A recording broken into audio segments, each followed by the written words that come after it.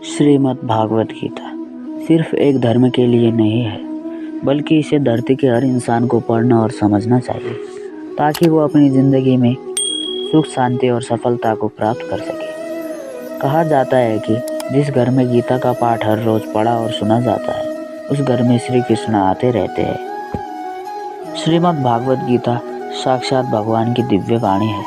इसकी महिमा अपार है, अपरिमित है और इसका यथार्थ में वर्णन कोई नहीं कर सकता।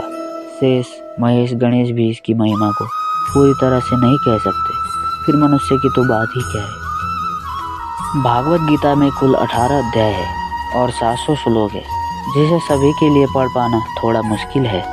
इसीलिए आज की इस बेहद ही खास वीडियो में हम भागवत गीता के 10 महत्वपूर्ण विचारों के बारे में बात करने वाले हैं, जिन्हें जानकर आप श्रीमद् भागवत गीता का सही मतलब समझ सके।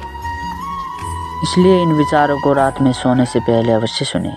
तो चलिए जानते हैं भागवत गीता के 10 महत्वपूर्ण विचारों के बारे में। भगवान श्री कृष्ण कहते हैं कि हे अर्जुन, मैं सभी प्राणियों के हृदय में स्थित सबका आत्मा हूँ। मैं विष्णु हूँ, मैं महेश हूँ, जलाशयों में समुद्र हूँ, पर्वतों में हिमालय हूँ। इस संपूर्ण संसार में तुम जो कुछ देख पाते हो, सुन पाते हो और खा पाते हो, सब कुछ मैं ही हूँ।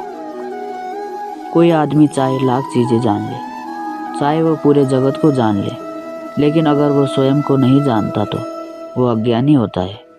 जो रिश्ता हमें रुला दे उससे गहरा कोई रिश्ता नहीं, और जो रिश्ता हमें रोता हुआ छोड़ दे उससे कमज़ोर कोई रिश्ता नहीं।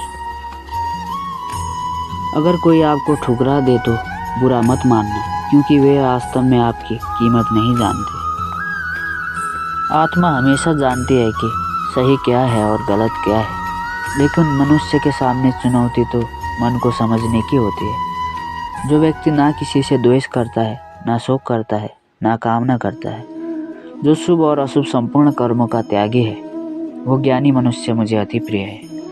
मुझे पाने के 3 तरीके हैं, ध्यान योग, ज्ञान योग और कर्म योग, और इनमें सबसे प्रधान है कर्म योग।